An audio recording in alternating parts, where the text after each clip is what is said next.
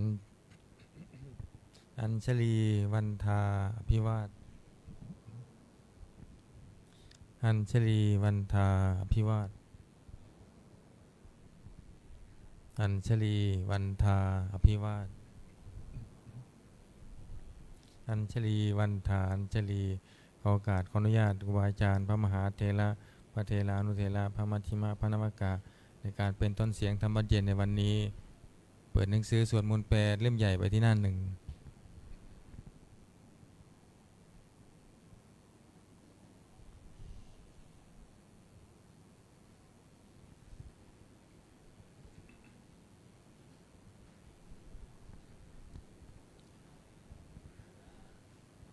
โย โยโสภควาอะระหังสัมมาสัมพุทโธพระผู้มีพระภาคเจ้านั้นพระองค์ใดเป็นพระอรหันต์ดับเพลิงกิเลสเพลิงทุกข์สิ้นเชิง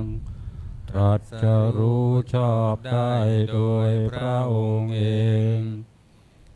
วาคาโตเยนะภะคะวะตาธัมโมพระธรรมเป็นธรรมอันพระผู้มีพระภาคเจ้าพระองค์ใดตรัสไว้ดีแล้วสุปฏิปันโนยัสสะภะคะวะโตสาวกสังโฆพระสงฆ์สาวกของพระผู้มีพระภาคเจ้าพระองค์ใด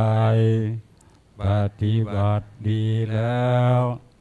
ธัมมยังภคะวันตังสัทธัมมังสัสสังฆังอิเมสักกาเลหิยัตถาละหังอาโรปิเตหิอภิปุชยามะข้าพระเจ้าทั้งหลายขอบูชาอย่างยิ่งซึ่งพระผู้มีพระภาคเจ้าพระองค์นั้นพร้อมทั้งพระธรรมและพระสงฆ์ด้วยเครื่องสักการะทั้งหลายเหล่านี้อันยกขึ้นตามสมควรแล้วสาธุโนพันเตภควาสุจิระปารินิพุตโตภิข้าแต่พระองค์ผู้เจริญพระผู้มีพระภาคเจ้า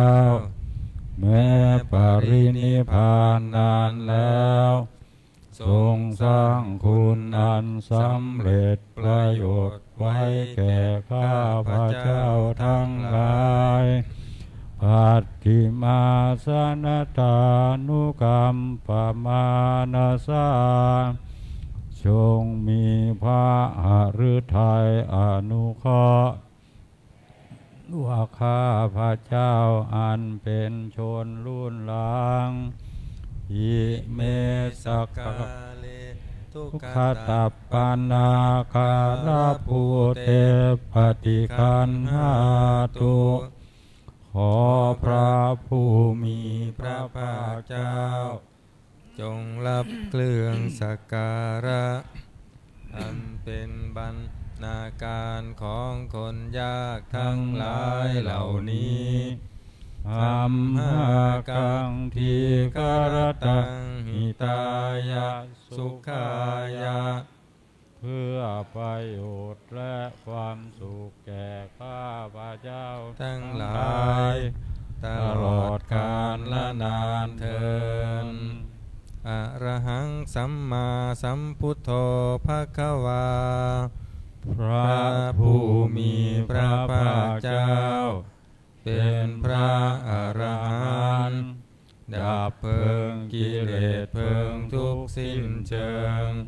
ตรัสรู้ชอบได้โดยพระองค์เอง พุทธังภคะวันตังอภิวาเทมิข้าพระเจ้าอภิวาทพระผู้มีพระภาคเจ้าผู้รู้ผู้ตื่นผู้เบิกบานสวากขาโตภควตาธัมโมพระธรรมเป็นธรรมที่พระผู้มีพระภาคเจ้าตรัสไว้ดีแล้วธัมมังนามัสสามิข้าพระเจ้านามัสการพระธรรม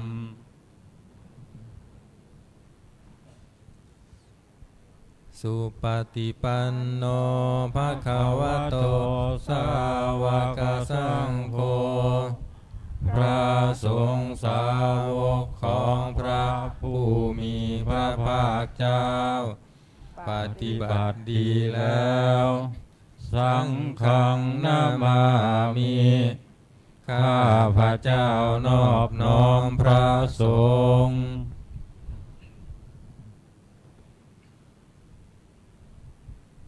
หันธรรมยังพุทธสาภควโตบุพภาคณมการังกโรมาเสนะโมตัสสะภะคะวะโตขอนอบน้อมแด่พระผู้มีพระภาคเจ้าพระองค์นั้นอะระหะโตซึ่งเป็นผู้ไกลจากกิเลสสัมมาสัมพุทธัสสะตรัสรู้ชอบได้โดยพระองค์เองนะโมตัสสะภะคะวะโตขอนอบน้อมแด่พระผู้มีพระภาคเจ้าพระองค์นั้นอะระหะโตซึ่งเป็นผู้ไกลจากกิเลสสัมมาสัมพุทธัสสะตรัสรู้ชอบได้โดยพระองค์เองนะโมตัสสะภะคะวะโตขอนอบน้อมแด่พระผู้มีพระภาคเจ้าพระองค์นั้นอะระหะโตซึ่งเป็นผู้ไกลจากกิเลสสัมมาสัมพุทธัสสะตรัสรู้ชอบได้โดยพระองค์เองเปิดหนังสือไปที่หน้า19ธรรมวัดเย็น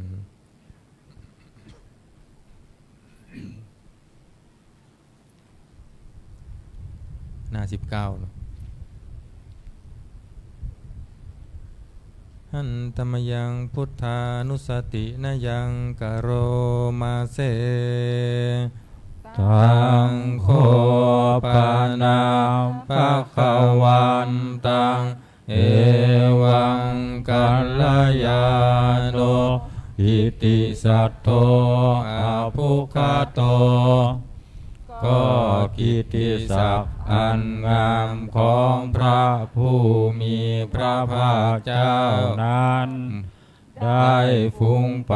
แล้วอย่างนี้ว่าอิติปิโส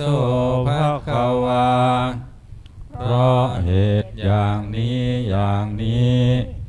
พระผู้มีพระภาคเจ้านั้นอะระหังเป็นผู้ไกลจากกิเลสสัมมาสัมพุทโธเป็นผู้ตรัสรู้ชอบได้โดยพระองค์เอง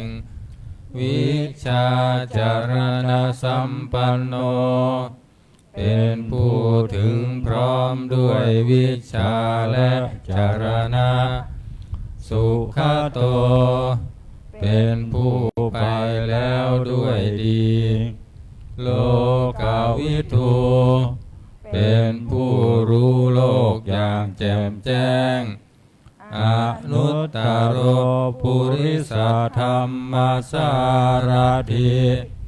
เป็นผู้สามารถฝึกบุรุษที่สมควรฝึกได้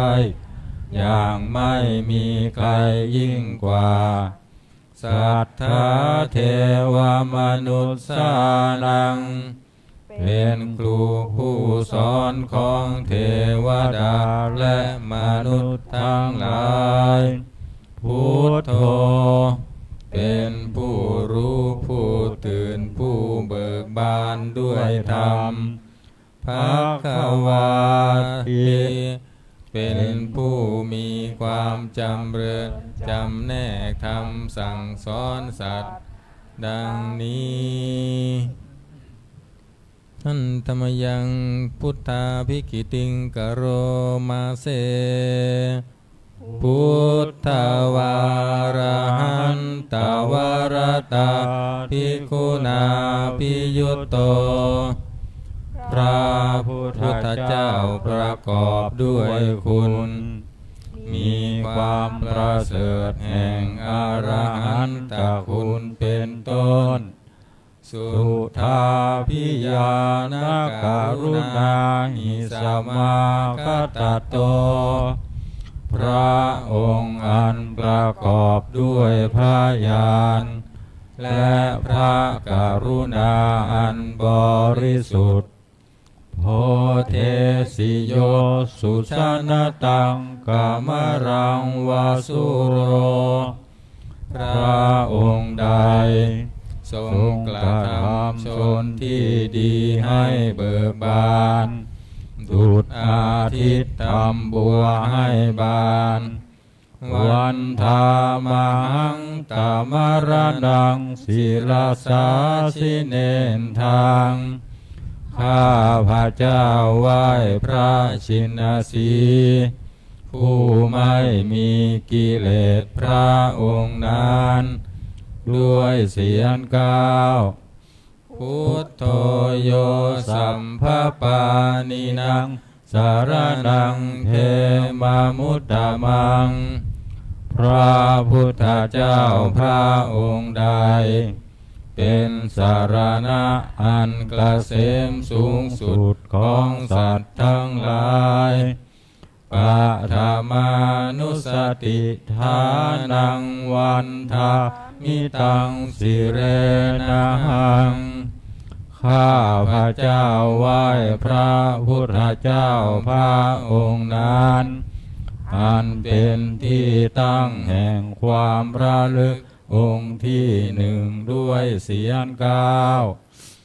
พุทธัสสะหัสสมิทาโสวะพุทโธเมสามิกิสโรข้าพระเจ้าเป็นทาสของพระพุทธเจ้าพระพุทธเจ้าเป็นนายมีอิสระเหนือข้าพระเจ้าพุทโธทุกขัสสะคาตาจาวิทาตาจาหิตัสสะเม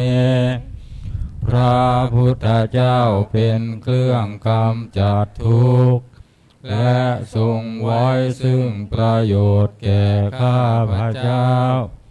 พุทธัสสะหังนิยาเทมิสรีรันชีวิตันจิทัง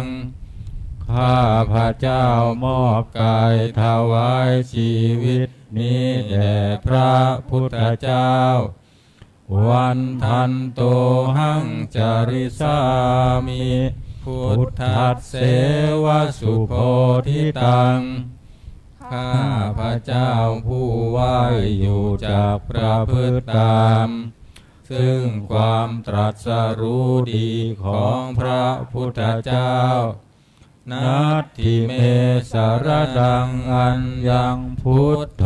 เมสารนังวรังสารณะอื่นของข้าพระเจ้าไม่มีพระพุทธเจ้าเป็นสารณะอันประเสริฐของข้าพระเจ้าเอเตนะสัจจวัชเชนะวัตเตยังสัตถุสาสเน ด้วยการกล่าวคำสัตย์นี้ข้าพระเจ้าพึงเจริญในพระศาสนาของพระศาสดาพุทธังเมวันธมาเนนะยังปุญญังปสุตังอิทาข้าพระเจ้าผู้ว่าอยู่ซึ่งพระพุทธเจ้าได้ขวนขวายบุญใดในบัดนี้สัมเพปิอันตรายาเมมาเหสุงตัสสะเตชะสาอันตรายทั้งปวงอย่าได้มีแก่ข้าพระเจ้าด้วยเดชแห่งบุญนั้นกายเยนะวาจายาวเจตสาวาด้วยกายก็ดีด้วยวาจาก็ดีด้วยใจก็ดีพุทเทกุกัมมังปะกตังมายายังกรรมนาติเตียนอันใดที่ข้าพระเจ้ากระทำแล้วในพระพุทธเจ้าพุทโธปฏิคันหาตัวชยันตังขอพระพุทธเจ้าจงงดซึ่งโทษล่วงเกินนั้นการันตะเรสังวริตุงวะพุทเทสำรวมระวังในพระพุทธเจ้าในการต่อไป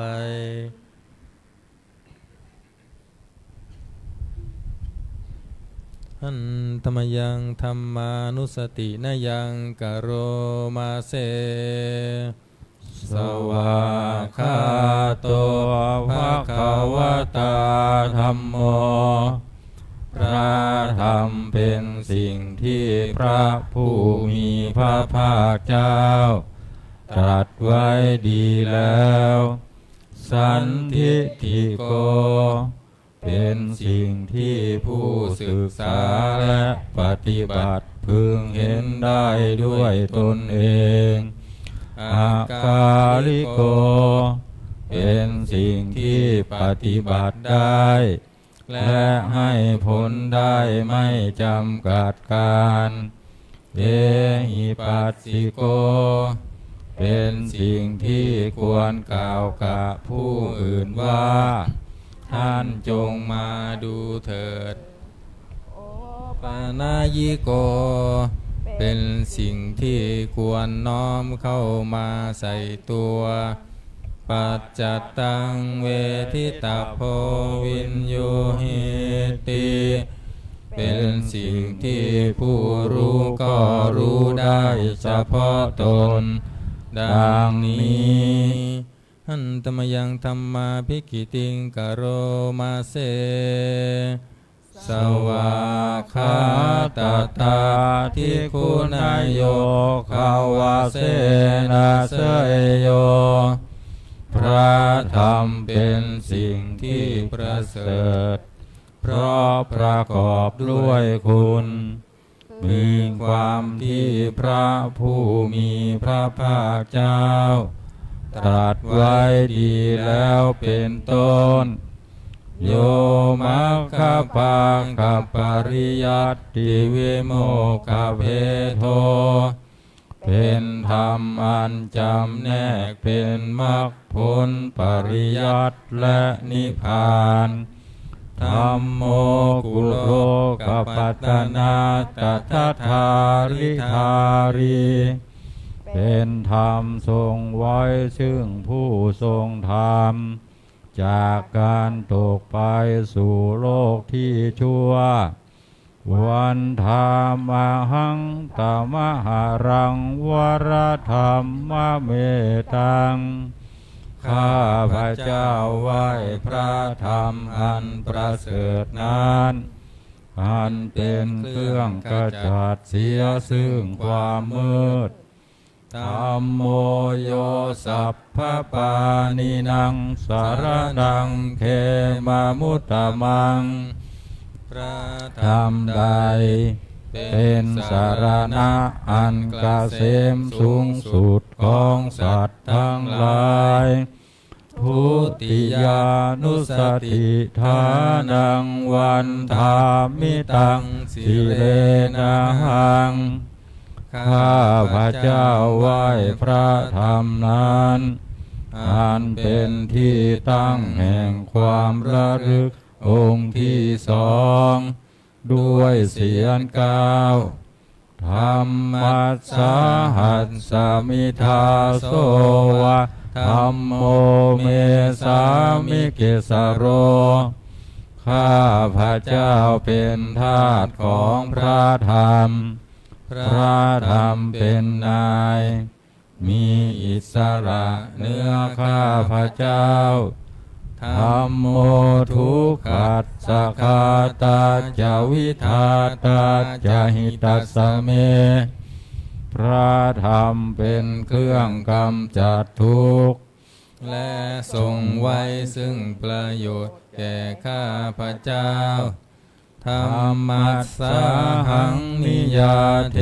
มิสรีรันชีวิตันจิตังข้าพระเจ้ามอบกายถวายชีวิตนี้แด่พระธรรมวันทันโตหังจาริสามิธรรมัสเสวสุธรรมตังข้าพระเจ้าผู้ไหวอยู่จากประพฤติตาม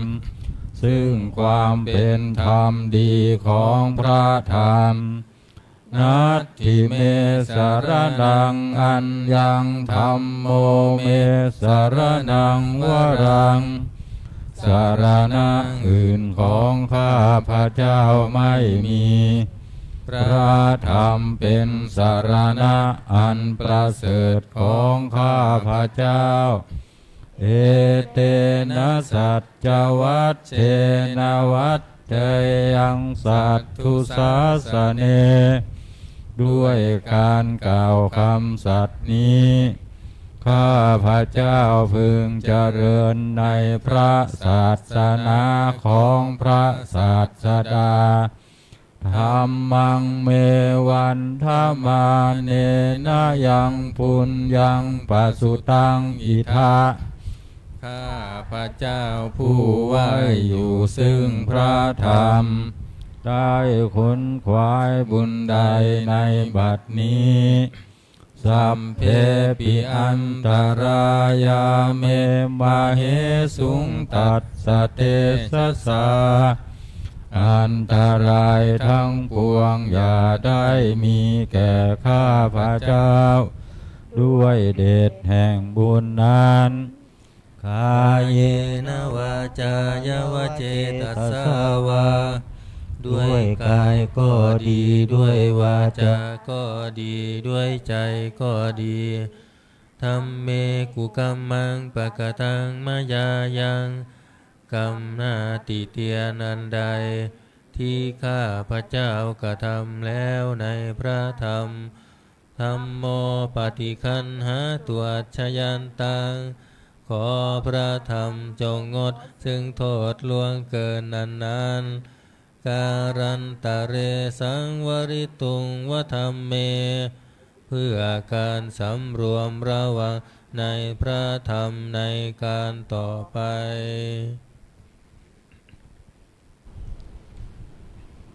อันธรรมยังสังขานุสตินยังกโรมาเสสุปฏิปันโนภะคะวะโตสาวกสังโฆทรงสาวกของพระผู้มีพระภาคเจ้าปฏิบัติดีแล้วอุชุปฏิปันโนภะคะวะโตสาวกสังโฆทรงสาวกของพระผู้มีพระภาคเจ้าปฏิบัติตรงแล้วยายะปฏิปันโนภะคะวะโตสาวกสังโฆทรงสาวกของพระผู้มีพระภาคเจ้าปฏิบัติเพื่อรู้ธรรมเป็นเครื่องออกจากทุกข์แล้ว สามีจิปฏิปันโนภะคะวะโตสาวกสังโฆสงฆ์สาวกของพระผู้มีพระภาคเจ้าปฏิบัติสมควรแล้วยะทิทาง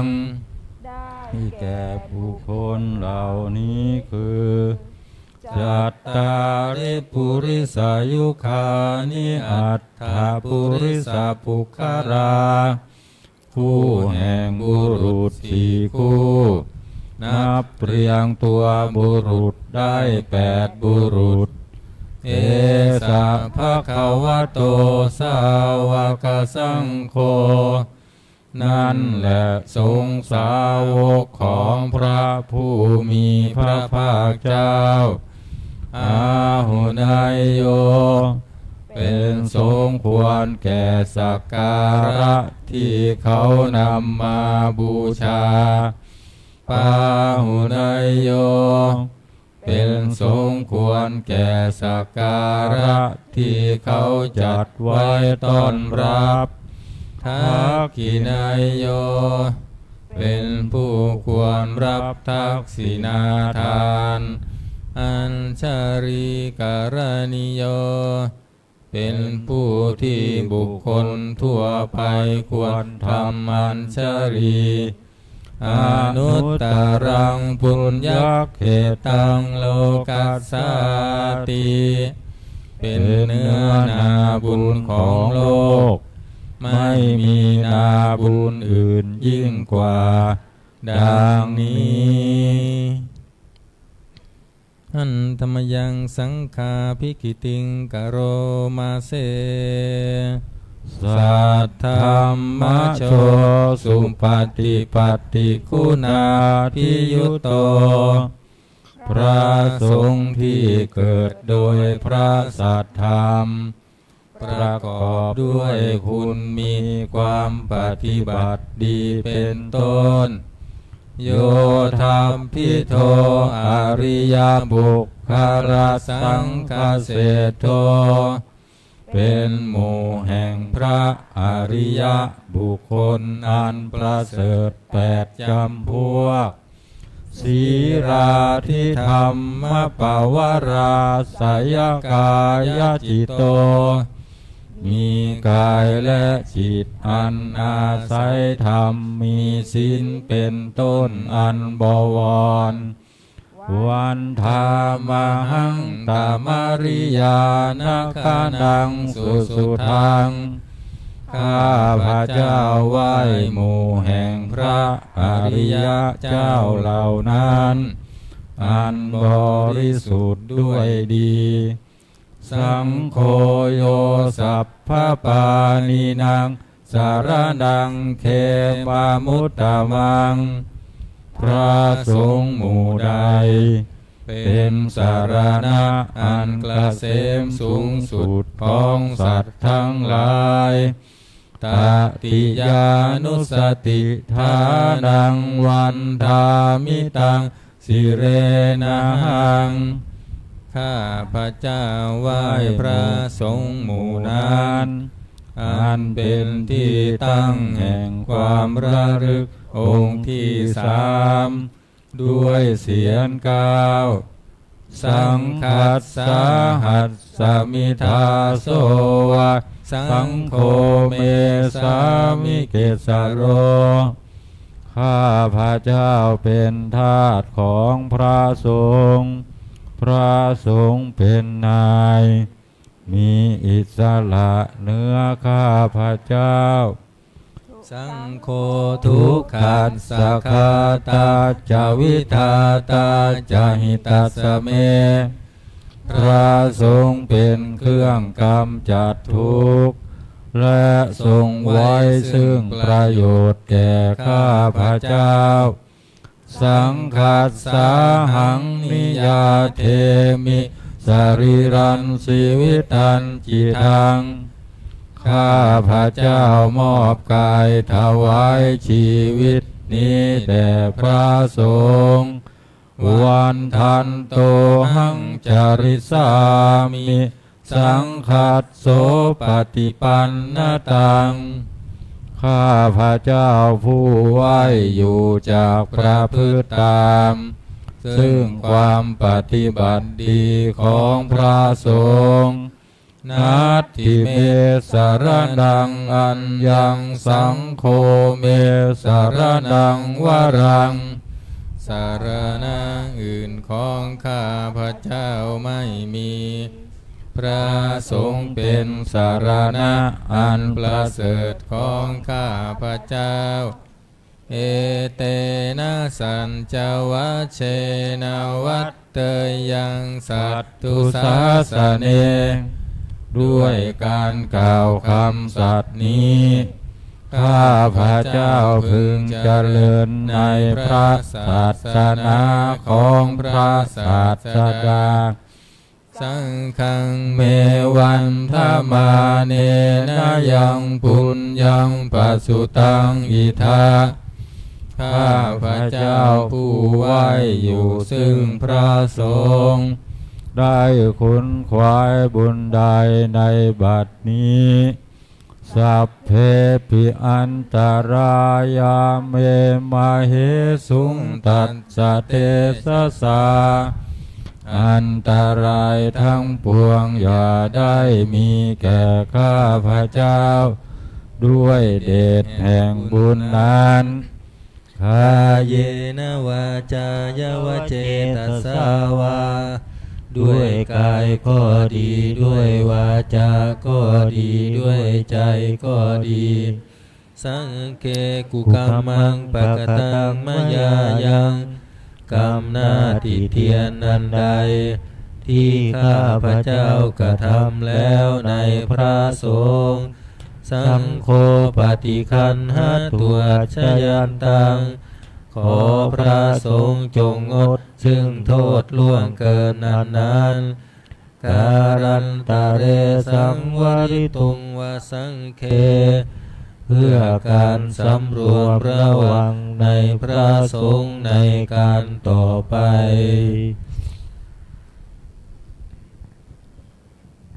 เปิดหนังสือไปที่หน้า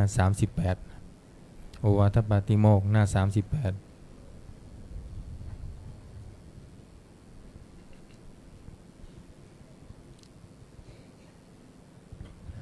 หันธรรมยังโอวาทปาติโมกขคาทาโยพนามาเสสัพพปาปัสสะอาการนังการไม่ทำบาปทั้งปวงกุศลสุปสัมปทาการทำกุศลให้ถึงพร้อมสัจจิตาปริโยทปานังการชำระจิตของตนให้ขาวรอบเอตังพุทธานาสาสนัง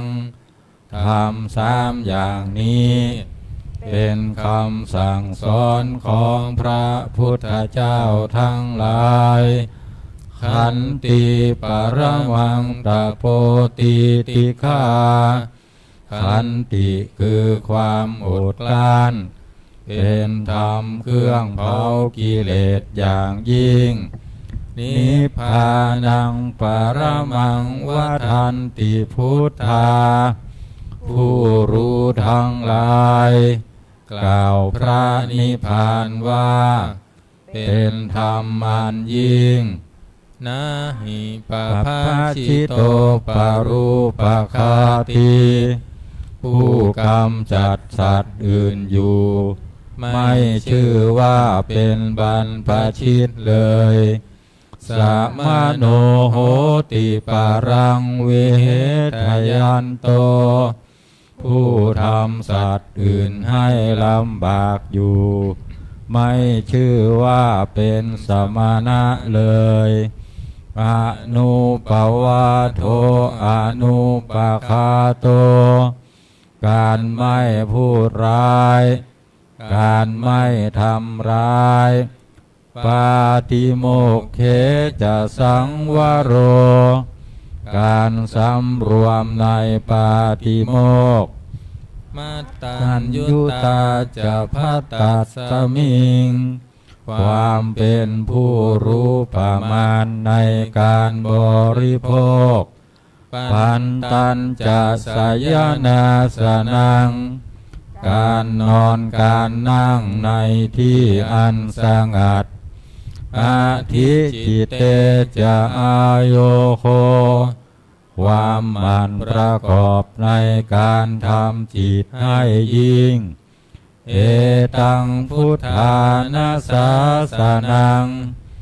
ทำ6อย่างนี้เป็นคำสั่งสอนของพระพุทธเจ้าทั้งหลาย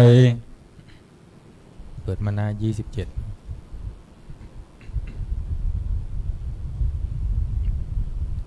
หันตมยังอติตาปัจเจเวคณาปาทังพนามาเส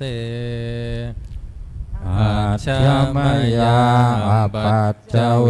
กิตวายังจีวรังปริพุตังจีวรใดอันเรานุ่งห่มแล้วไม่ทันพิจารณาในวันนี้ตังยาวะเทวาสีตัสสะปฏิฆาตายะจีวรนั้นเรานุ่งห่มแล้วเพียงเพื่อบำบัดความหนาวอุณหัสสะปฏิฆาตายะเพื่อบำบัดความร้อนทังสมกัสสวาตาตปาสิริงสปะสัมผัสสานังป ป ฏิ ฏิ ฆา ฆาตายะ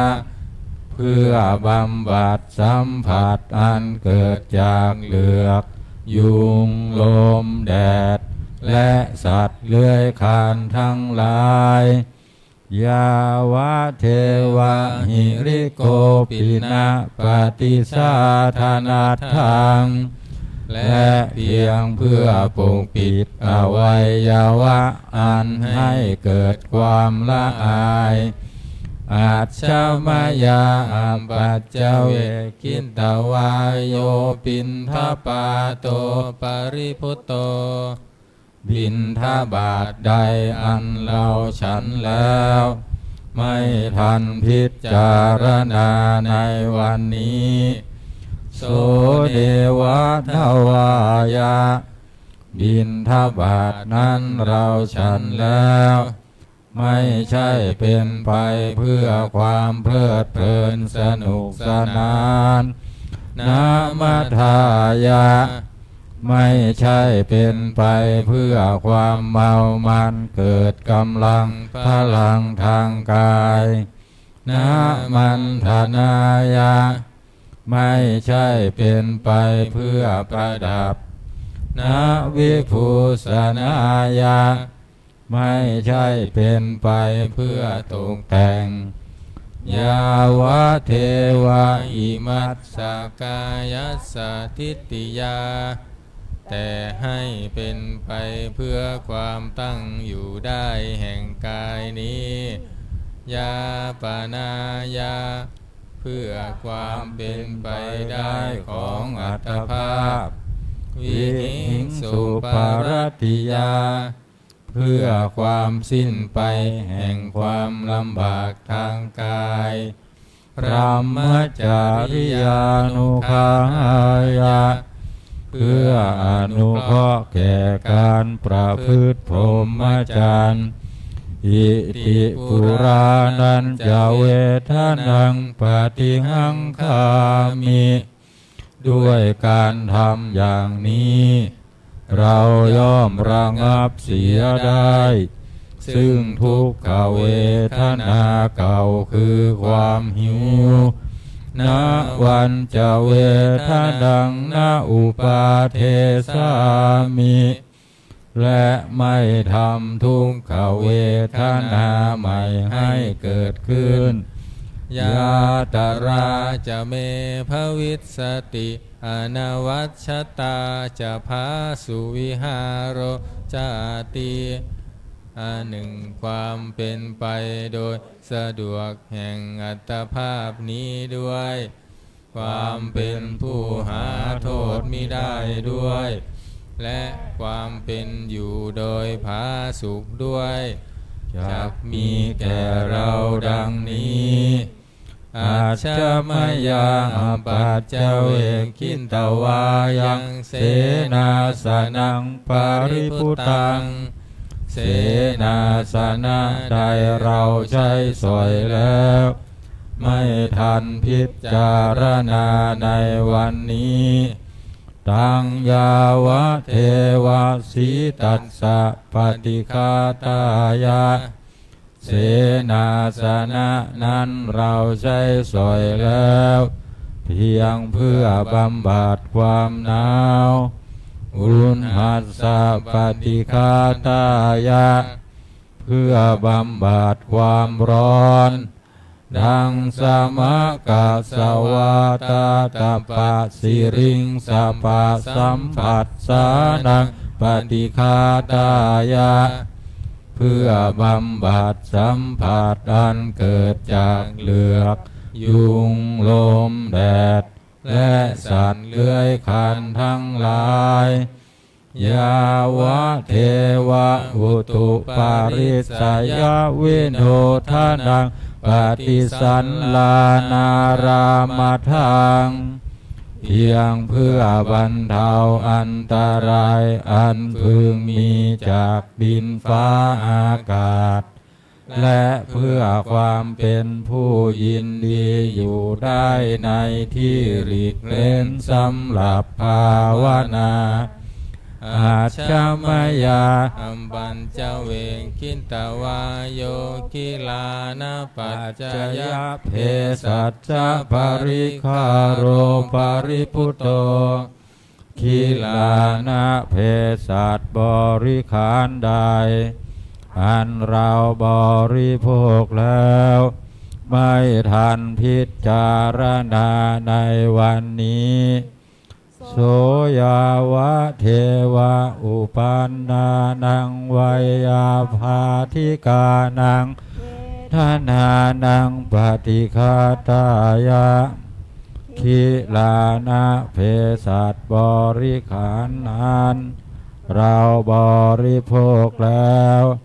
เพียงเพื่อบำบัดทุกขเวทนาอันบังเกิดขึ้นแล้วมีอาพาธต่างๆเป็นมูลอัพพยาปัจจปารมตายาติเพื่อความเป็นผู้ไม่มีโรคเบียดเบียนเป็นอย่างยิ่งดังนี้ขันธมยังอุทิสานาทิธานากะโลมาเสอิมินาปุญญาคัมเมนะด้วยบุญนี้อุทิศให้อุปัชฌายาคุณุตตรา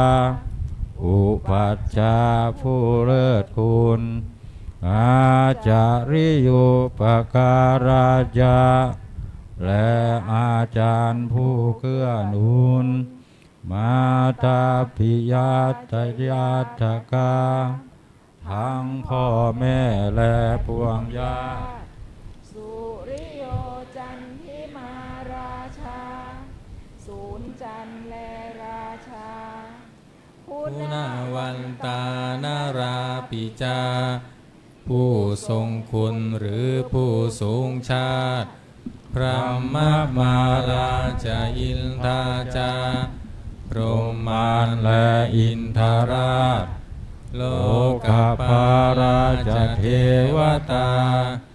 ทั้งถวยเทพและโลกบาลยะโมมิตามนุสาจายมมาราชมนุษย์มิตรมัชฌตาเวริกาปิจาผู้เป็นกลางผู้จ้องผานสัพเพสัตตาสุขีโหนตุขอให้เป็นสุขสันต์ทุกทั่วหน้าอย่าทุกข์ทนปุญญานิปักกตานิเม ป คุณพ้องที่ข้าทำจงช่วยอำนวยสุภผล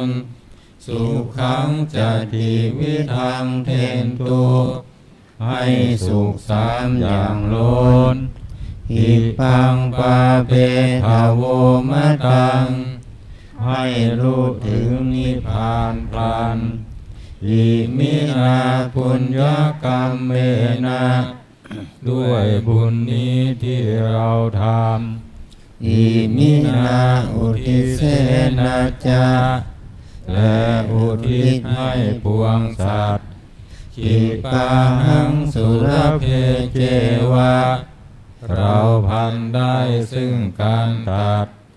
ตัณหุปาทานเฉทานังตัวตัณหาอุปาทานเยสันตาเนหินาธัมมาสิ่งชั่วในดวงใจยาวานิพานะโตมะมังกว่าเราจะถึงนิพพานนัสสันตุสัพพทาเยวะมาลายสิ้นจากสันดานยัตถาสาโตภเวภเวทุกภพที่เราเกิดอุชุจิตังสติปัญญามีจิตตรงและสติธรรมปัญญาอันประเสริฐสันเลโควิริยัมหินาพร้อมทั้งความเพียรเลิศเป็นเครื่องขูดกิเลสหายมาราระพันตุโนกาสังโอกาสอย่าพึงมีแก่หมู่มารสิ้นทั้งหลายกาตุนจาวิริเยสุเมเป็นช่อนประทุษร้ายทำลายล้างความเพียรจมพุทธาทิปาวโรนาโทพระพุทธผู้บวรนาถธัมโมนาโทวารุตตโมพระธรรมที่พึ่งอุดมนาโทปัจเจกพุทโธจะพระปัจเจกพุทธสมสังโฆนาโทตโรมะมังทบพระสงฆ์ที่พึ่งพยองเตโสตมานุภาเวนะด้วยอานุภาพนั้นมาโลกาสังฆพันธุมาขอหมู่มารอย่าได้ช่องทัสสะปุญญานุภาเวนะทั้งเหตุบุญทั้ง10ป้องมาโลกาสังฆพันธุมาอย่าเปิดโอกาสแก่มารเถิด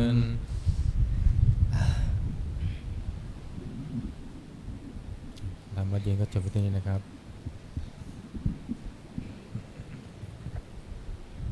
ขอนิมนต์พระภิกษุสงฆ์คุกเข่ากับพระอาจารย์เจ้าคุณพร้อมกันแม่ชียกทีกราบทีหลังอัญชลีวันทาอภิวาทอัญชลีวันทาอภิวาทโยคียังไม่นักเรียนยังไม่กราบนะคะอัญชลีวันทาอภิวาทอัญชลีวันทาอัญชลีขอเชิญแม่ชีโยคีและนักเรียนทุกท่าน กราบเราขยับขึ้นมาขยับขึ้นมาก ราบเจ้าคุณอาจารย์พร้อมกันค่ะอัญชลีวันทาอภิวาทอัญชลีวันทาอภิวาทอัญชลีวันทาอภิวาทอัญชลีวันทาอัญชลีขอให้พวกเราขยับขึ้นมาแถวหน้าขยับขึ้นไม่เต็มให้มันเต็มขยับขึ้นไม่ให้เต็ม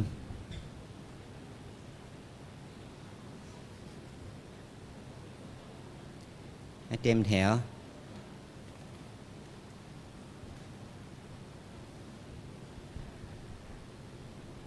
นักเรียนขยับขึ้นมา ที่ว่างๆนะเก็บอาสนะที่มันเก็บว่างๆนั้นให้นั่งให้สะดวกหน่อย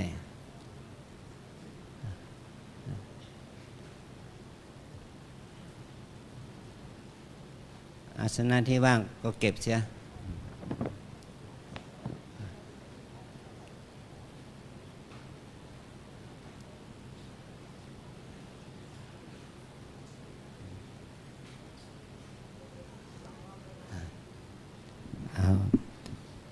ปรับอาสนะที่ปรับที่นั่งของเราให้เรียบร้อย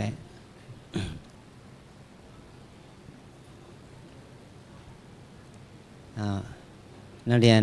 ที่ขยับขึ้นมา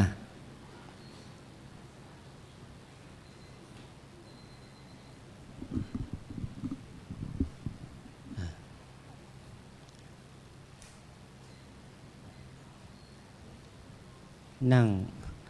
ทั้งสองฝากให้มันเต็มให้มันสมดุลกันนะ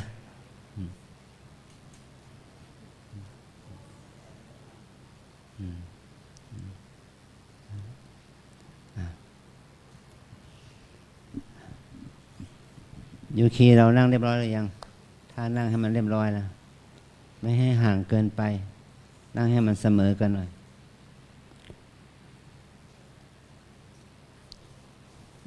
นักเรียนหญิงนั่งเรียบร้อยไหมที่นั่งเราไม่ชี้ดูหน่อยสิว่าที่นั่งเขาเรียบร้อยไหม2 แถวหรือ3 แถว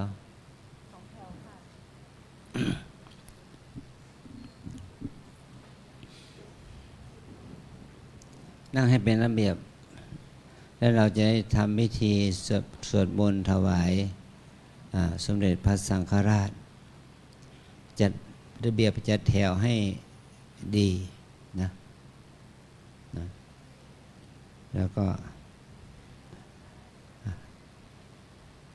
ให้เราตั้งใจทำเพื่อเป็นมหากุศลเป็นมงคลต่อชีวิตของเรานะทั้งพระภิกษุสามเณรทั้งแม่ชีทั้งโยคีชายหญิงแล้วก็ทั้งนักเรียนชายหญิงโรงเรียนบ้านโป่งน้อยระดับม.1 ม.2 ม.3ให้มาปฏิบัติธรรมเขานี้ขอให้ลูกได้รู้ถึงได้ตั้งใจเพื่อจะทำความดีถวายแด่สมเด็จพระสังฆราชนะถวายแด่สมเด็จพระสังฆราชเพราะว่าพระองค์ท่านมีอายุถึงเข้าปีที่98 98 ปีแล้วปี2 ปีข้างหน้าก็พระองค์จะมีพระชนมายุถึง100 ปีถือว่าเป็นมหากุศลเป็นมงคลแก่เรานะ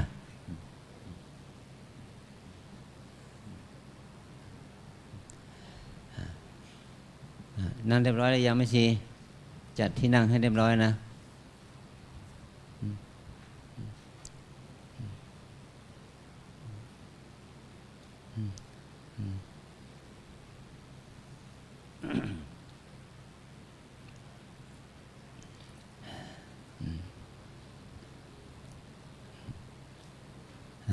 เรา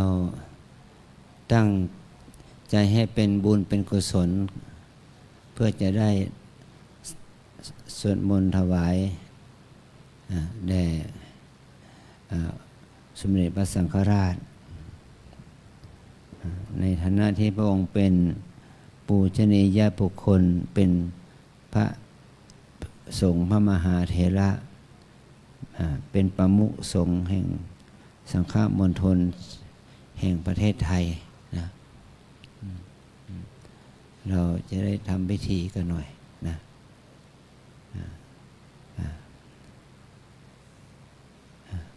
เมื่อพระองค์ยังเป็นสมเด็จพระมหามุนีวงศ์เราทางวัดหลวงปู่ก็นิมนต์ พระองค์ท่านได้มาทำพิธียกช่อฟ้าอุโบสถดังนี้นะนี่พระองค์ยังมานั่งเป็นประธานสงฆ์มาที่นี่มาเพื่อที่จะยกช่อฟ้าของวัดของอุโบสถเรานี่นะ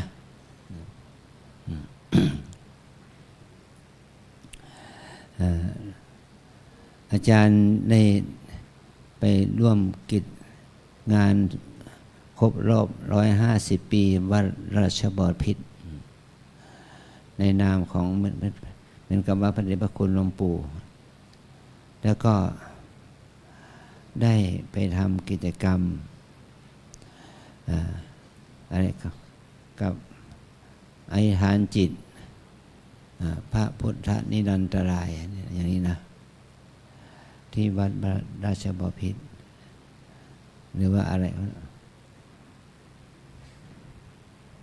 นี่เป็นความที่พระองค์มีความระลึกถึงพระเดชพระคุณหลวงปู่พระโพธิ์มงคลท่านเรียกว่าหลวงปู่ว่าเจ้าคุณพี่เพราะเนี่ยแม่ก็หลวงปู่เราก็มรณภาพไปแล้วนะป่านนี้ก็ถ้านับเป็นปีชาตการได้102 ปีแล้วเหมือนกับว่าหลวงปู่อายุมากกว่าท่านก็ประมาณสัก4 ปี 5 ปีนะแต่เราก็นึกถึงความดีงามของท่านของสมเด็จพระสังฆราชพระองค์นี้ท่านให้ความเป็นกันเองกับพระสงฆ์วัดเรานะเอาอันนี้เราจะได้ทำพิธีเบื้องต้นเราจะทำพิธีเปิดกล้วยก่อนเนาะเปิดกล้วยแล้วก็เราก็มาร่วมสวดมนต์ด้วยกันนะขอเราทั้งหลายได้ตั้งประนมมือนะลูก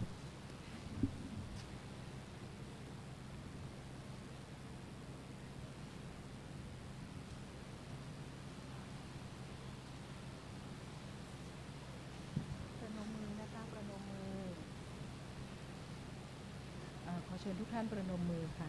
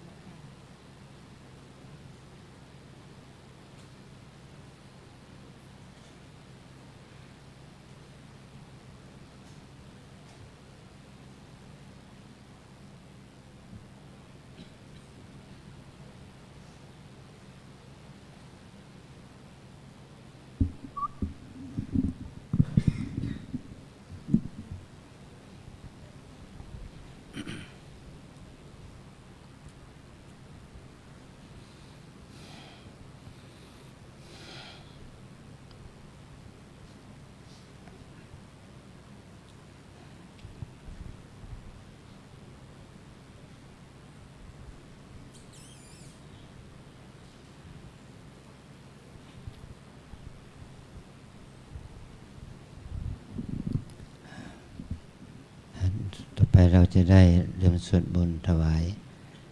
เป็นการสวดพุทธังคสูตรนะพุทธังคสูตรที่หน้า102นะ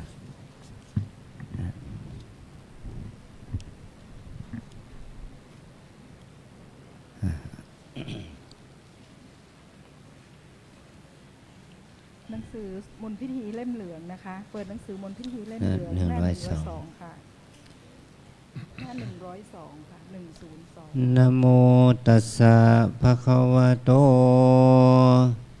อะระหะโต สัมมาสัมพุทธัสสะนะโมตัสสะภะคะวะโตอะระหะโตสัมมาสัมพุทธัสสะนะโมตัสสะภะคะวะโตอะระหะโตสัมมาสัมพุทธัสสะพุทธังสรณังคัจฉามิธัมมังสรณังคัจฉา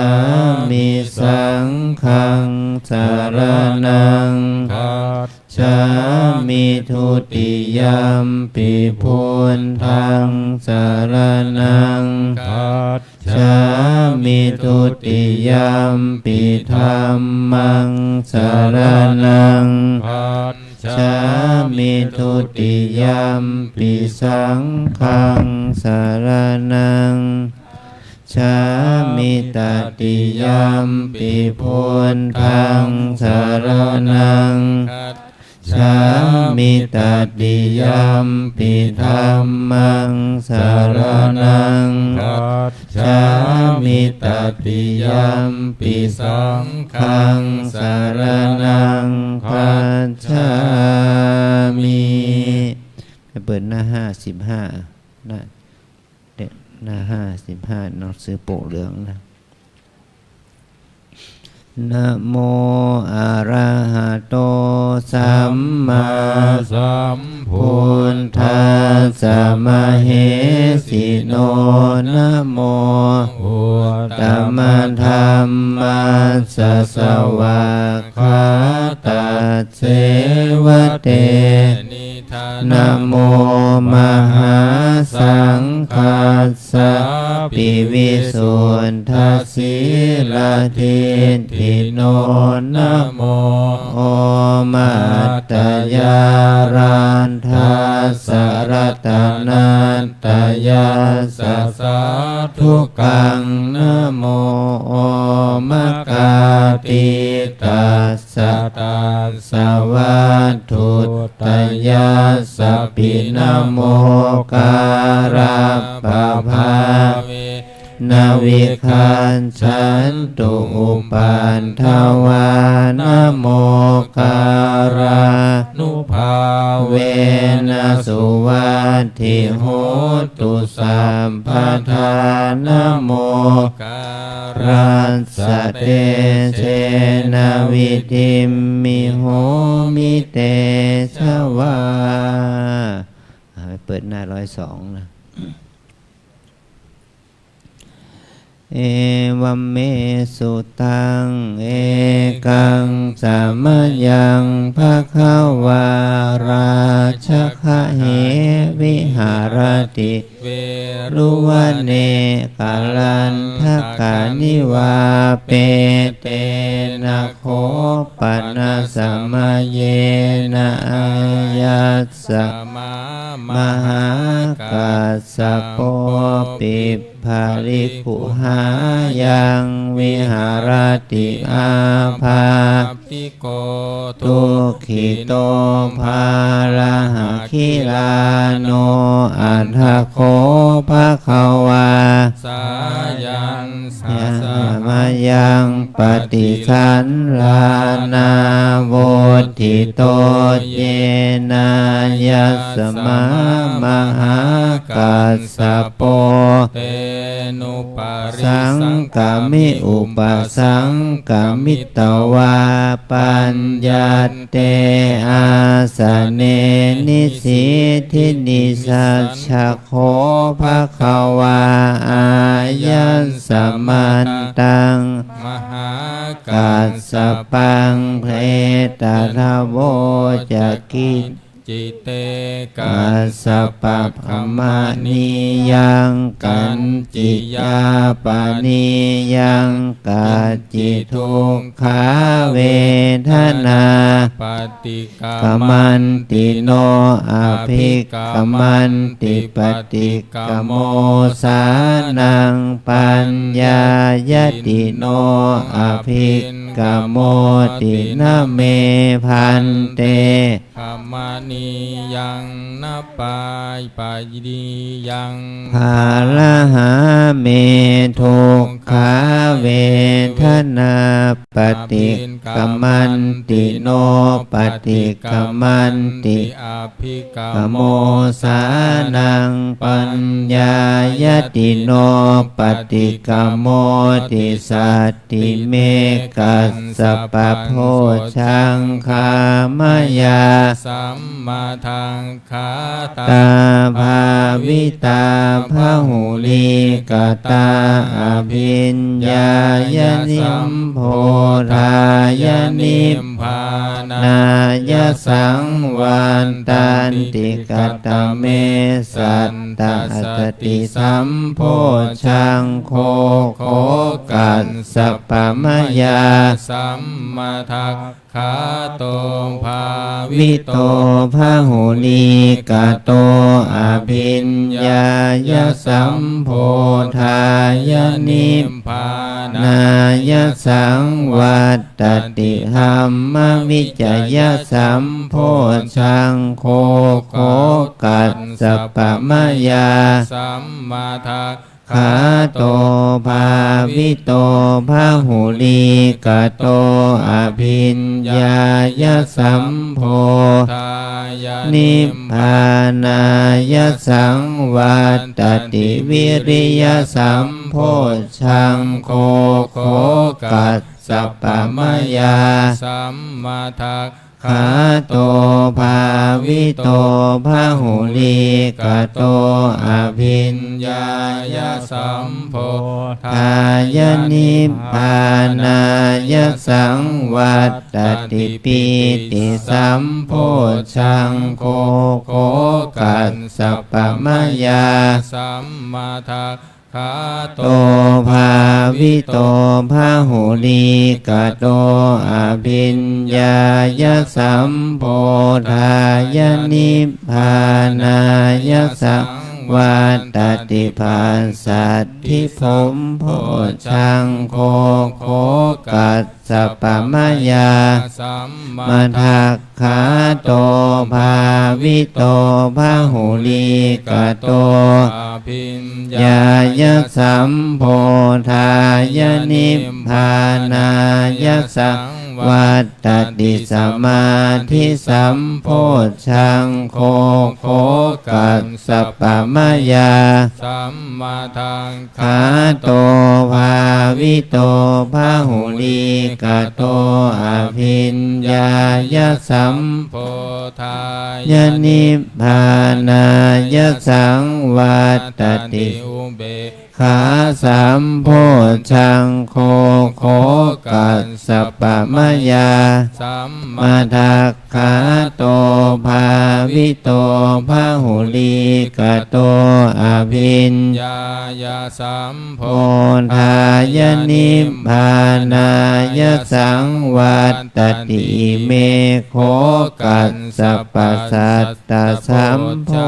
โพชังคามายาสัมมาทักขาตาภาวิตา พหุลิกตาอภิญายา สัมโพธายนิพพานายสังวัตตันติติตาคะภะคะวาโพชังคา ตัด ข้าสุขตาโพชังคาติอิธรรมโวจะภะคะวาอาตมโน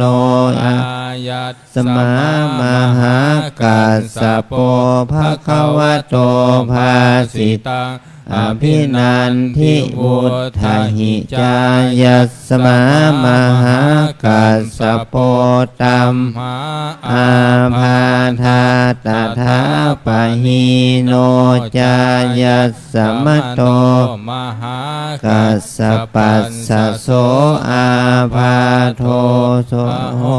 สีติเอวัมเมสุตังเอ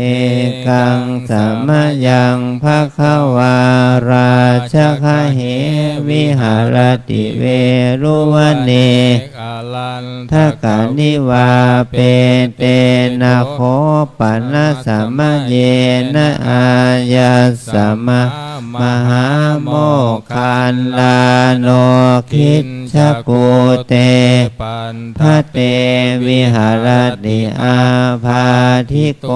ทุกขิโตระหะคิลาโนอัตถโคภควายันหาสัมมยังปฏิสันลานา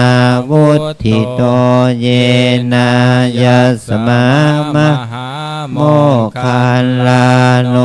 เตนุปสังกามิอุปสังกามิตวาปัญญันเตอาสเนนิสิทินิสัชโคภควาอายัสสมันตังมหาโมคคันลานังเอตถะโวจักขันจิเตโมคาลานะขมณียังกันจิยาปนิยังกันจิทุกขาเวทนาปฏิกรรมันติโนอภิกรรมันติปฏิกรรมโมสานังปัญญายติโนอภิกรรมโมตินะเมพันเตกัมมณียังนะปาปานียังพาหาเมทุกขาเวทนาปฏิกรรมันติโนปฏิกรรมันติอภิกรรมโมสานังปัญญายติโนปฏิกรรมโมติสัตติเมโภคันลานะโพชังคามยาสัมมัคทคักขาตาภาวิตาภาหุลีกตาอภิญญายสัมโพนิพพานายสังวันตันติกตเมสันตัสสติสัมโพชังโคโคโมคันลานามยาสัมมาทังขาโตภาวิโตภาหุลีกโตอภิญญายสัมโพนิพพานายสังวัตติธรรมวิจยสัมโพชังโคโคโมคันลานามยาสัมมาทังขาโตภาวิโตภาหุลีกโตอภิญญายสัมโพธายนิพพานายสังวัตติวิริยสัมโพชังโคโมคันลานามยาสัมมาทัคขาโตภาวิโตภาหุลีกโตอภิญญายสัมโพธายนิพพานายสังวัตติปีติสัมโพชังโคโคโม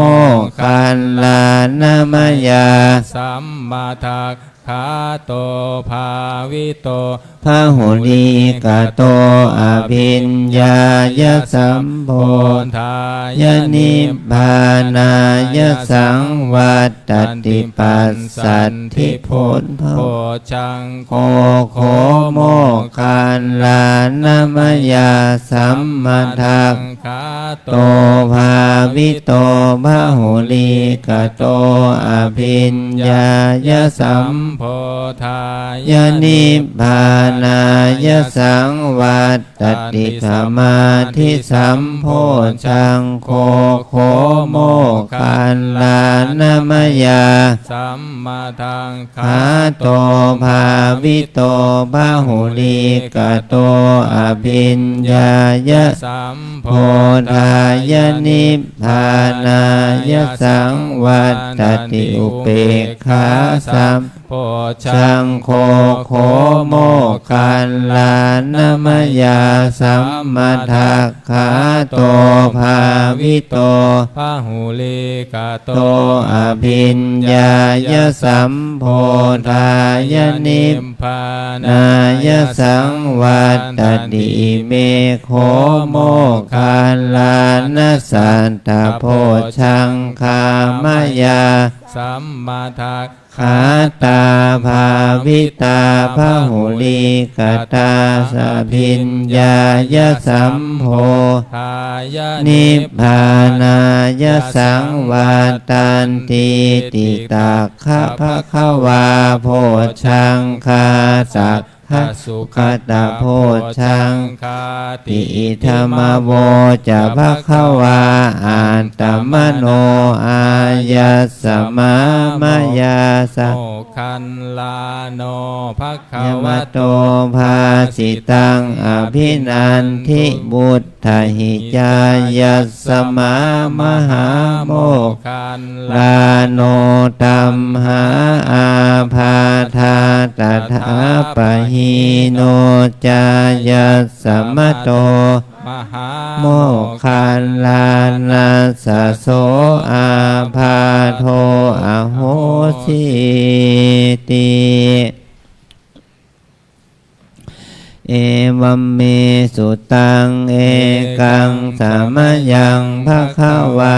ราชคะเหวิหารติเวรุวันเน กาลัน ตกตันนิวาเปเตนะโคปะนะสามะเยนะภะคะวา อา ภาทิโกโหติทุกขิโตภาละหะคิลาโนอาทาโคอายัสสะ มาม หาจุนโด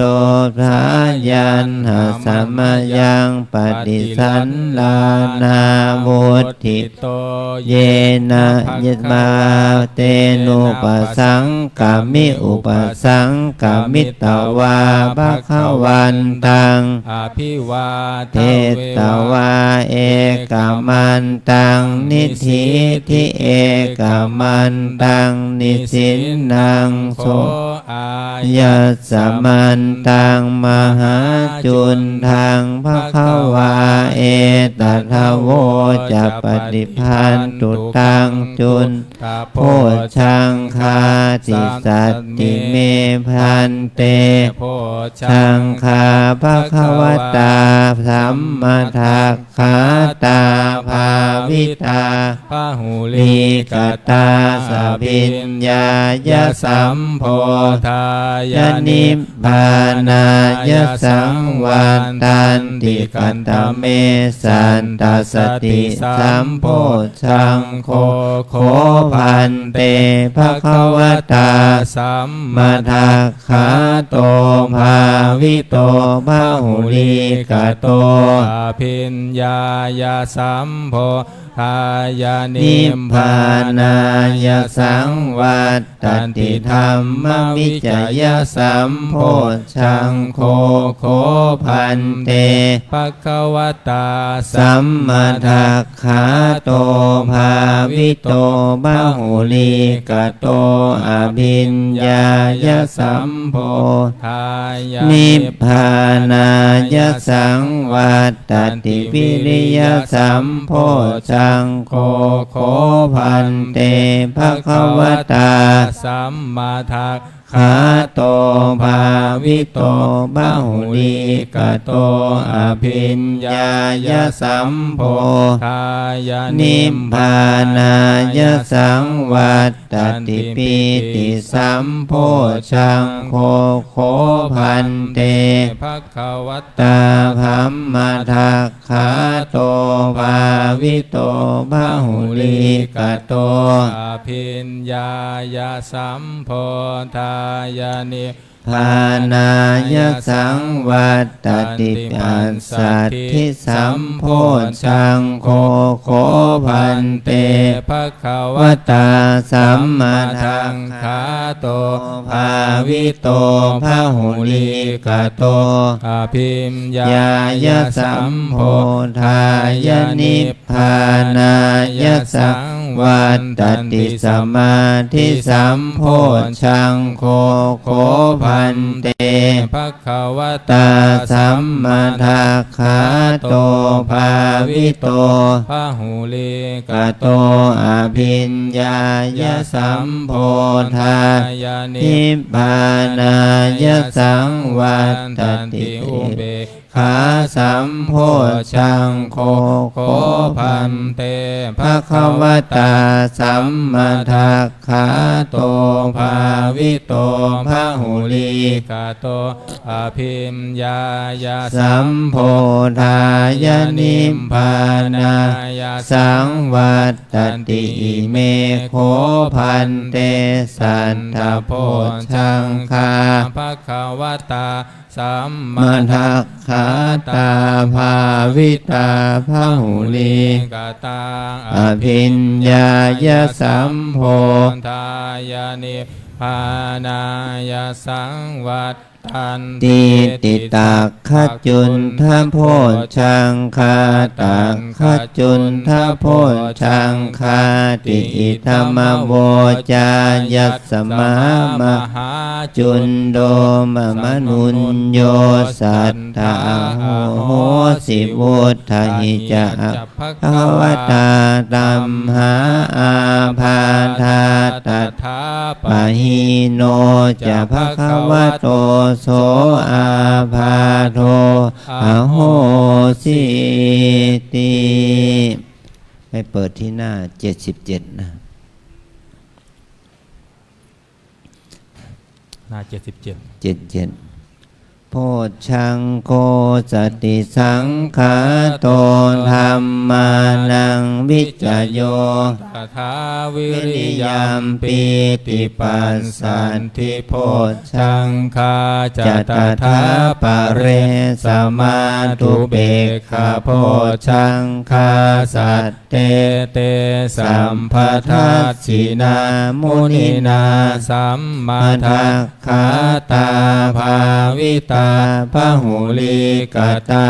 สังวันตันติอภิญญายนิพพานายจะโพ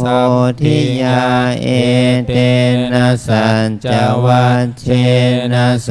ทิเตโหตุสัมปทาเอกัสสมิงสมัยเยนาโทโมคัลลานันจักกัสสปังคิลาเนทุกิเตทิสวาโพชังเกสันตเทสยิเตจตังอภินันทิตวาโรคาโมจิงสุตังคะเนเอเตนะสัญจวัชเชนะโสทิเตโหตุสัมปทาเอกทาธรรมราชาภิเคลันเยนะพิปิริโตจุนทันเทเรนตัญเยวะพนาเปตวานาสาธรังสัมโมทิตวาจาอาภาธาตัมหาวุฒาสิทานะโสเอเตนะสัญจวัชเชนะโสทิเตโหตุสัมภทาปะหินาเตจะอาภาธาตินนันนัมปิมเหสินังมัคคาหัตถกิเลสาวปันตานุปันติธรรมตังเอเตนะสัญจวัชเชนะโสทิเตโหตุสัมภทาให้เปิดหน้า84มงคลจักรวาลใหญ่ชิริทิติมติเตโชชยเสทิมหินทิมหาคุณาปริมิตาปุญญาธิการาสะสัมพันตรายนิวารณสมัทธาสัพพะวะโตอะระหะโตสัมมาสัมพุทธัสสะทวันติงสัมมหาปุริสลักข นานุภาเวนะอสิตยานุพยัญชนะนุภาเวนะอันทุสรตตมังคลานุภาเวนะฉัมพันนรังสิยานุภาเวนะเกตุมาลานุภาเวนะทัสสะปารมิตานุภาเวนะทัสสะอุปปารมิตานุภาเวนะทัสสะปารมัตถปารมิตานุภาเวนะศีลสมาธิปัญญานุภาเวนะพุทธานุภาเวนะธัมมานุภาเวนะสังฆานุภาเวนะเตชะอินทานุภาเวนะพลานุภาเวนะยยธรรมานุภาเวนะจตุราสีติสหัสธรรมขันธานุภาเวนะนวโรกุณฑรธรรมานุภาเวนะอันทังคิกามาคานุภาเวนะอันทัสสมาปันติยานุภาเวนะชลพิญญานุภาเวนะจตุสัจจญาณานุภาเวนะทัสสะพลญาณานุภาเวนะสัพพัญญุตญาณานุภาเวนะเมตตากรุณามุทิตาอุเบกขานุภาเวนะสัมภปริตตานุภาเวนะรัตนันตยสารนานุภาเวนะตุยหังสัพพะโรคะโสกุมปันทวทุกขโทมานาสุปายาสาวินัสสันตุสัมภะอันตรายาจาวินัสสันตุสัมภะสังกัปปาตุยหังสมิชัตตุทีขายุตาตุยหังหอตุสัตวัสสชีเวนะสมังคิโกโหตุสัพพันธาอากาสปปปัตนัปปูมิคังคามหาสมุทธาอารักขกาเทวตาสัทธาตุมเหอนุรักขันตุภวตุสัมภมังคลังรักขันตุสัมภเทวตาสัพพพุทธานุภาเวนะสัทธาโสทิภวันตุเตภวันตุสัพพมังคลังรักขันตุสัมภเทวตาสัมภธรรมานุภาเวนะสัทธาโสทิภวันตุเตภวันตุสัพพมังคลังรักขันตุสัมภเทวตาสัพพสังฆานุภาเวนะสัทธาโสทิภวันตุเตเราได้สาธยายบทโพชฌังคสูตรอันเป็นสูตรที่พระสัมมาสัมพุทธเจ้าได้ทรงแสดงแก่ท่านมหากัสสปะท่านมหาโมคคัลลานะแล้วก็พระมหาจุนทะได้สาธยายให้พระพุทธองค์ฟังเมื่อท่านทั้งสามคือพระพุทธเจ้าพระมหากัสสปะพระมหาโมคคัลลานะได้ฟังแล้วว่าท่านอาพาธป่วยไข้อาการป่วยไข้หายท่านถึงนิยมเอามาสวดให้สืบชะตาให้เราหายโรคหายโรคหายสุขหายโศกหายโรคหายภัยนะเอาละเพราะเราให้เราได้ตั้งสมาธิจิตจะเดินจิตภาวนาถวายเป็นพระกุศลแด่สมเด็จพระสังฆราชนะ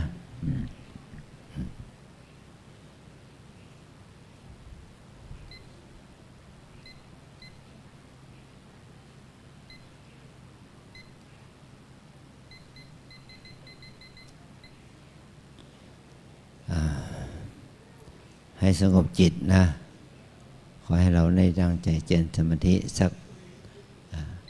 9 นาทีนะลูกนะอดทนหน่อยสัก9 นาทีแผ่บุญกุศลให้แก่ตัวเราเองด้วยนะฝึกความอดทนฝึกความใส่ใจที่จะดำรงจิตให้มีสติสมาธิแล้วก็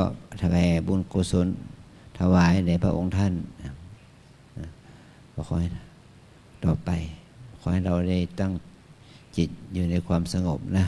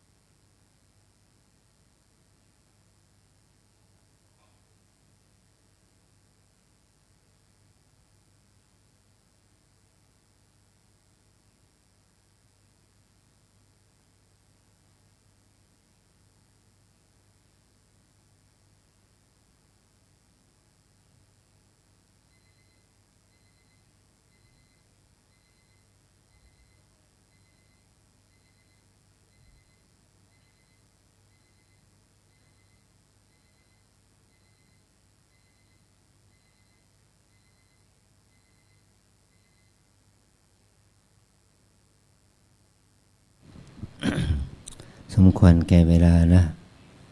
เราจะได้แผ่มงคลจักรวาลน้อยให้พรไปหน้าที่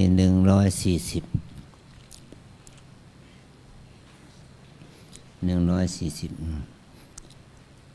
สัพพพุทธานุภาเวนะโดยอานุภาพแห่งพระพุทธเจ้าทั้งปวงสัพพสันตานุภาเวนะโดยอานุภาพแห่งพระธรรมทั้งปวงสัพพสังฆานุภาเวนะโดยอานุภาพแห่งพระสงฆ์ทั้งปวงพุทธรัตนังธัมมรัตนังสังฆรัตนังตินนังรัตนานังอานุภาเวนะด้วยอานุภาพแห่งรัตนะสามคือพุทธรัตนะธัมมรัตนะสังฆรัตนะจตุราสีติสหัสธรรมขันธานุภาเวนะด้วยอานุภาพแห่งพระธรรมขันธ์84,000ปิตกันตยานุภาเวนะด้วยอานุภาพแห่งพระไตรปิฎกชินาสาวกานุภาเวนะด้วยอานุภาพแห่งพระสาวกของพระชินเจ้าสัพเพเตโรคาสัพพโรคทั้งหลายของพระองค์ท่านสัพเพเตพยาสัพพภัยทั้งหลายของพระองค์ท่านสัพเพเตอันตรายาสัพพะอันตรายทั้งหลายของพระองค์ท่านสัพเพเตอุปปันทวาสัมภะอุปปันทวาทั้งหลายของพระองค์ท่านสัพเพเตทุนนิมิตตาสัพพานิมิตร้ายทั้งหลายของพระองค์ท่านสัพเพเตอวมังคาราสัพพะอวมงคลทั้งหลายของพระองค์ท่านวินาศสันตุจงพินาศไปอายุวัฏโกความเจริญอายุธนวัฏโกความเจริญทรัพย์สิริวัฏโกความเจริญสิริยศวัฏโกความเจริญยศพลวัฏโกความเจริญกำลังวันนวัฏโกความเจริญวันนะสุขวัฏโกความเจริญสุขโหตุสัมปทาจงมีแด่พระองค์ท่านในการทั้งปวงทุกขโรภคยาเวลาทุกโรคภัยและเวรทั้งหลายโสกาสัตตุจุปัฏฐวาความโศกศัตรูและอุปัฏฐวะทั้งหลายอเนกาอันตรายาปิทั้งอันตรายทั้งหลายเป็นอเนกวินาศสันตุจเตชะสาจงพินาศไปด้วยเดชชยสิทธิธนังลาภังความชำนะความสำเร็จทรัพย์ลาภโสทิภัคคยังสุขังพลังความสวัสดีความมีโชคความสุขกำลังสิริอายุจวันโนจะสิริอายุและวันนะ โภคังวุฒิจยัสสวาโภคาความเจริญและความเป็นผู้ มียศสันตวัสสะจะ จะอายุจะ และ อายุยืน100 ปี ชีวสิทธิภวันตุเต ขอความสำเร็จในความเป็นอยู่จงมีแก่พระองค์ท่านเถิด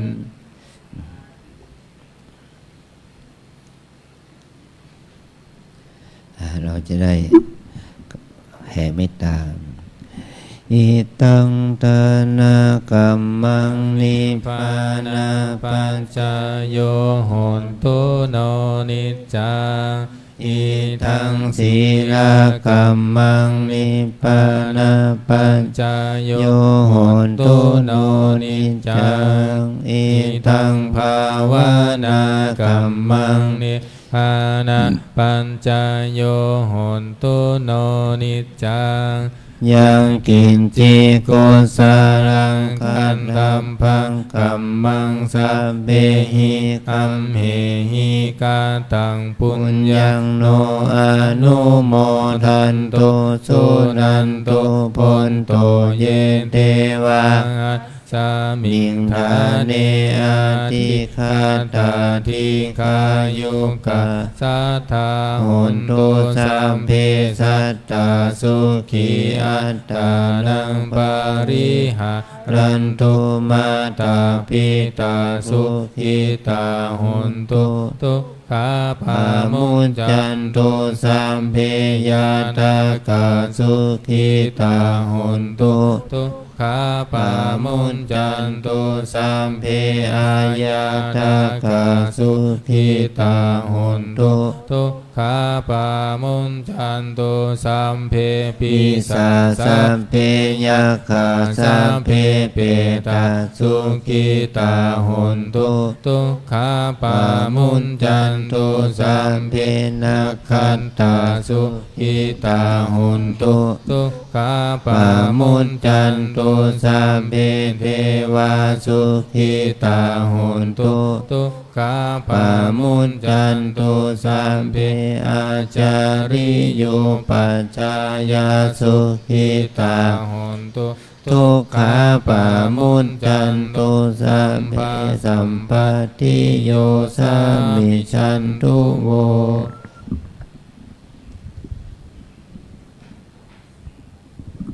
ภูเขาวันทาหลวงวันตา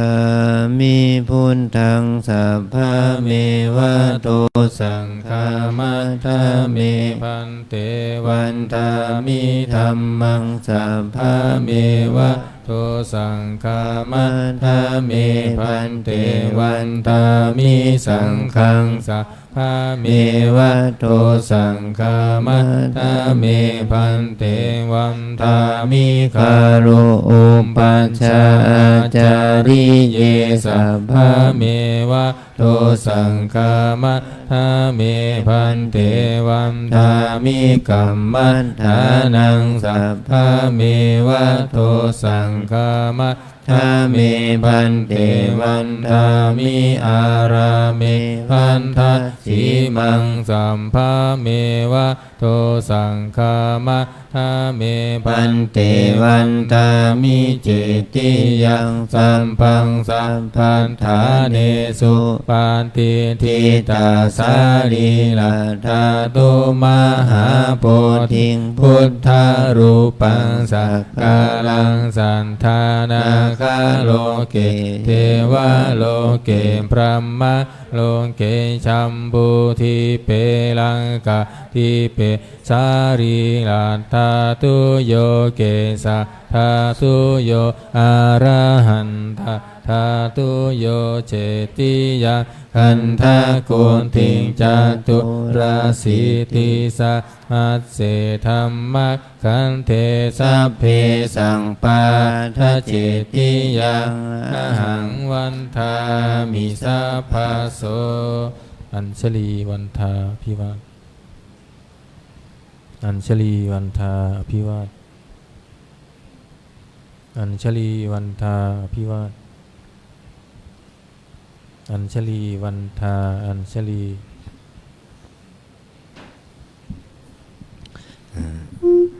เราหันหน้าไปหน้าพระรูปของสมเด็จพระสังฆราชกับวันทา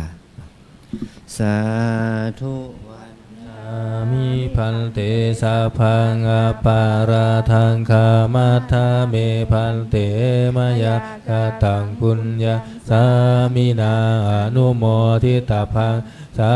มินากตังปุญญาไมหังทาตาพังสาธุสาธุอนุโมทามิอัญชลี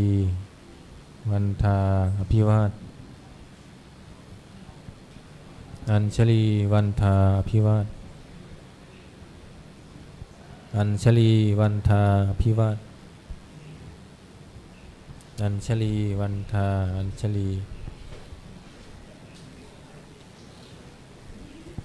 ขอนิมนต์พระภิกษุสงฆ์เจริญพรแม่ชีโยคีนักศึกษา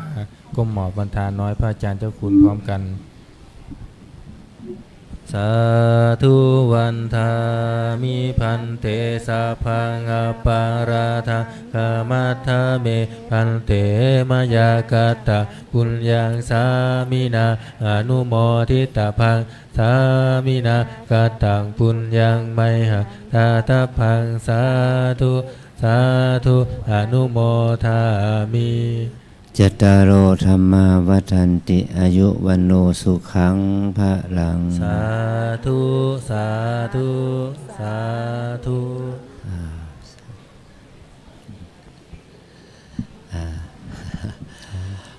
ขออนุโมทนานะนักเรียนทั้งหลายทั้งคุณครูและนักเรียนมีความอดทนนะยิ่งสงบตั้งใจปฏิบัติกันขออนุโมทนากับพระสงฆ์สามเณรเราแล้วก็แม่ชีโยคีเราที่ได้มาร่วมทำวัดเย็นสวดมนต์ถวายเป็นพระกุศลแด่สมเด็จพระสังฆราชวันพรุ่งนี้ทางหลวงพ่อเจ้าคณะภาคได้บอกอาจารย์มาว่าขอนิมนต์พระเราไปก็ได้ไม่ไปก็ได้นะแต่ขอเชิญแม่ชีโยคีเรานะไปสนามไปรับท่านเจ้าพระคุณสมเด็จพระมหาธีราจารย์ท่านจะเป็นผู้แทนสมเด็จพระสังฆราชทำหน้าที่แทนสมเด็จพระสังฆราชมาที่เชียงใหม่เราเนี้ยแล้วท่านจะมาพระราชทานพัดยศแก่พระสงฆ์คนเหนือตั้งแต่นครสวรรค์ถึงเชียงรายเวลาเราจะออกเดินทางก็9 โมงนะ9 โมง9 โมงท่านแต่พระองค์ท่านพระคุณท่านจะมาถึงสนามบินที่เชียงใหม่นี่10 โมงเราจะออกไปสัก9 โมงก็พอไปถึงเชียงใหม่ไปสนามบินเชียงใหม่ก็ประมาณสัก9 โมงครึ่งไปต้อนรับท่านในนามที่ท่านทำหน้าที่แทนสมเด็จพระสังฆราชและเริ่มมาพระราชทานพัดยศแก่พระสงฆ์คนเหนือเราขอพวกเรานะแม่ชีโยคีถ้ามีเวลาแล้วก็พร้อมใจกันไปขึ้นรถที่วัดเรานะวัดเราจะจัดรถไปพระเราก็ไปได้เหมือนกันแต่เราไม่ต้องกังวลเอาจะใครจะไปก็ได้ไม่ไปก็ได้แต่พระเราเนี่ยแต่ขอแม่ชีโยคีเราไปร่วมต้อนรับสมเด็จพระมหาธีราจารย์เจ้าอาวาสวัดพระเชตุพนเจ้าคณะใหญ่หนเหนือทำหน้าที่ปฏิบัติหน้าที่แทนสมเด็จพระสังฆราชนะก็ชี้แจงให้พวกเราได้ทราบนักเรียนเลยลูกเก็บหนังสือส่งไปให้ข้างหลังเป็นเรื่องเป็นราวหน่อยแยกเลยนะเล่มเล็กเล่มใหญ่แยกจากกันเล่มใหญ่แยกจากกัน แยกเสร็จแยกหนังสือหน่อยทั้งนักเรียนชายนักเรียนหญิงลูกช่วยกันนะลูกนะ